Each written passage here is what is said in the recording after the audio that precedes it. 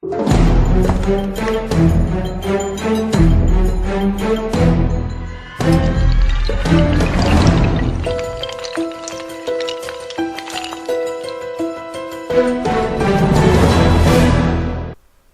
guys, what's up and welcome back to Minecraft Stories, Middle Earth Edition Episode 2.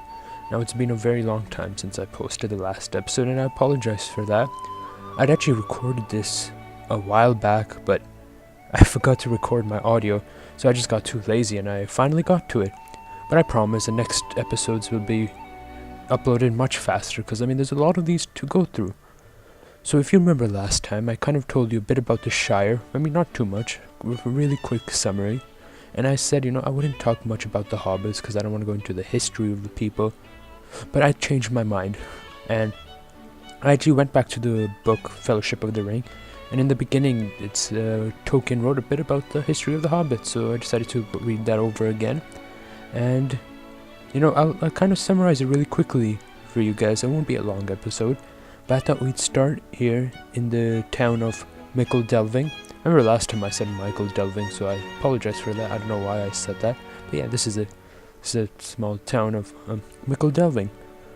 So now, as I said last time, Hobbits' origins are very vaguely known. They did pass, some say they passed over the Misty Mountains. They used to live in the Rohan area at first. Actually, near the people of Eoted, the ancestry of the Rohan people. So I thought I'd go over there were kind of like three species of hobbits to begin with. You can kind of think of them as subspecies. Actually, Gollum was one of them, and they originated from near the valley of Anduin. So let's start with the first one, the Harfoots. The Harfoots were smaller and the smallest and the shortest of all the three different types of subspecies. They were skilled with their hand, feet, and kinda also had darker skin. Now, as you can see in the Hobbits now, you've seen the Hobbit movie and Lord of the Rings, none of them have beards. And the Harfoots were known for not having any type of beards and didn't wear shoes like you see in the Hobbits from the movies and the books, because their feet had kind of that type of padding that would protect them, so they didn't really need any kind of footwear. Now these Harfoots didn't really settle near the Shire. They settled near Weathertop, the old guard tower of Amunsul. Ooh, this chair is really nice. I wonder how they did this. It's not even a door. I wonder what this is. But yeah, they settled near the area of the Weathertop, and they had quite good relations with the dwarves. They had a lot of frequent contact with them. The second subspecies are the Stoors. Now the Stoors lived near water or flat land. They were sometimes known as the River Hobbits, and Gollum was one of them. As you can see in the Return of the King movie, when Gollum killed Deagle, they were shown fishing. And they live near the Gladden Fields, and it's the same Gladden Fields as where Isildur was slaughtered by the orcs when the ring was lost, and Gollum found it in that river. So that's a bit of history again. But yeah, these were much broader and heavier in build than the Stoors, and they stayed on the shores of the river Anduin, and that's where they continued to stay. Many did follow actually the Harfoots after, but most of them stayed there, and also near the borders of Dunland. So not all of the Hobbits stayed near the Shire or in the Shire, or the surrounding areas. This is a nice tree. Oh man, this place is huge. I wonder if this is the same. Yeah, I think this is part of Michael Delving as well. I'm sorry for getting sidetracked. The third subspecies are the Fallowhides. Now Fallowhides, you can almost think of them as the elvish part of the Hobbits in a way, because they always preferred woodland and trees, and they were also the least common among the Hobbits. They had fairer skin, hair, taller, slimmer, almost the attributes of elves. But this again are Hobbits. And believe it, just a coincidence, they were just like the Harfoots had good frequent contact with the dwarves. The Fallowhides had very good contact with the elves. Mickle Delving's Bounder's office. Cool, cool.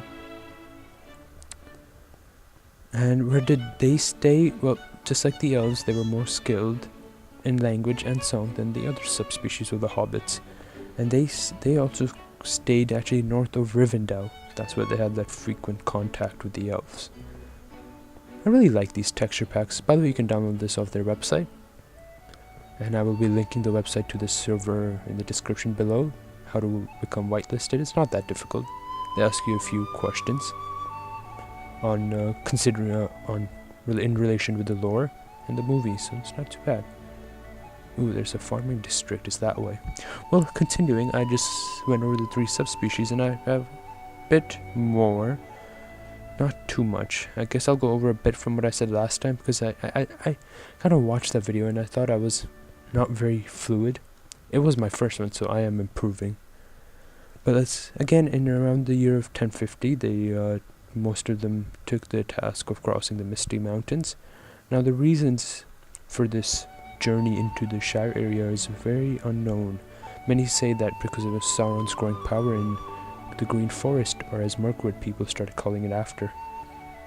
But in the year 1601 of the Third Age, 2 Fallowhide brothers named Marco and Blanco gained permission from the king at Fornost, which was the capital city of the Kingdom of Arnor, to cross the river Barrenduin and settle on the opposite side of it.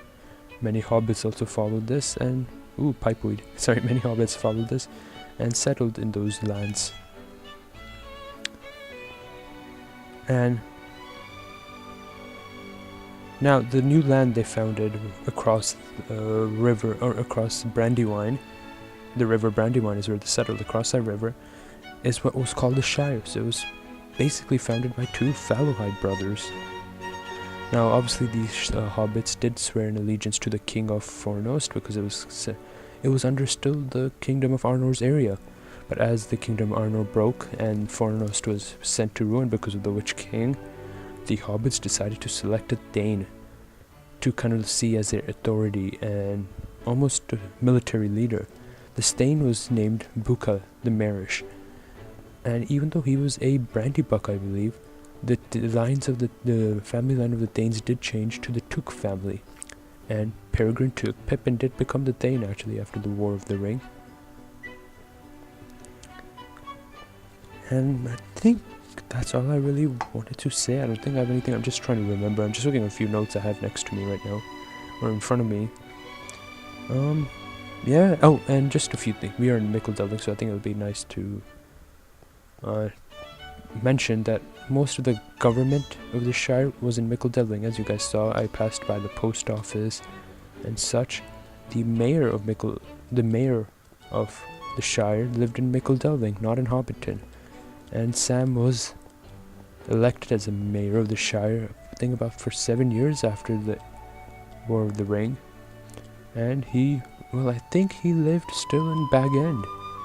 So he kind of shifted their government's, the mayor's house to that area. And guys, thanks for watching this very, very brief episode of Minecraft Middle-earth Stories. And I hope you guys enjoyed it or found it informative, and it's a really nice server. And next week we'll be next few episodes we'll be looking at the Old Forest, Tom Bombadil's house, and the Bear Downs, and actually that should be the full next episode. And to give you a preview, let's just go to that. Warp, it didn't work. Interesting. There we go. And this is the Old Forest, which we'll see next time. Blizzard World Hole. And thanks for watching. I'll see you guys next time. Peace out.